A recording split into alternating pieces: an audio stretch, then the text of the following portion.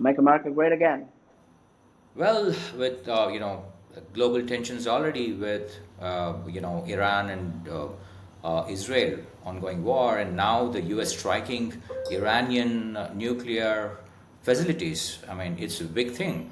So there is a kind of World War III sentiments globally. How, is it reflected in the global markets already? How do you really play this out? Right. Number one, most of the traditional markets were closed, so only crypto had a chance to react. And going by that, Bitcoin doesn't seem to indicate any event. Altcoins, a little more, but again, nothing that suggests World War III kind of a thing. Altcoins have lost about 7%, which can happen on any volatile day. Right. If you look at the implied walls of the options, Bitcoin's around 40-ish. Again, slightly high for a weekend. Altcoins like EDH around 60, 70-ish. Let's pull up the charts. Yeah, so this is Bitcoin futures. Doesn't indicate anything out of the ordinary. Let's move on to the next. So this is Bitcoin options. Again, IVs of 40-ish.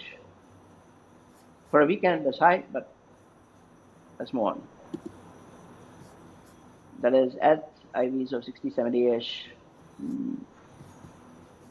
So let's look at how to play this.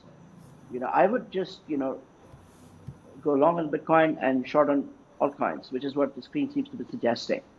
I think this could work in the short term and definitely works in the long term, unless you're playing for return to normalcy, right? But that could take time. Second, let's look at the geopolitical logic, if any, that could drive this, right? Does the Iranian regime have an incentive to go after American assets in the region and blockade the Strait of Hormuz? No, unless the regime itself is threatened.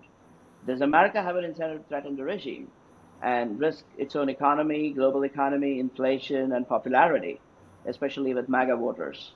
Again, no. But the American establishment works for a different boss, as we all know, and the name of that boss is Bibi. So again, nothing can be said. So long Bitcoin, short altcoins is something that's safe in the long term, and that could very well work in the short term.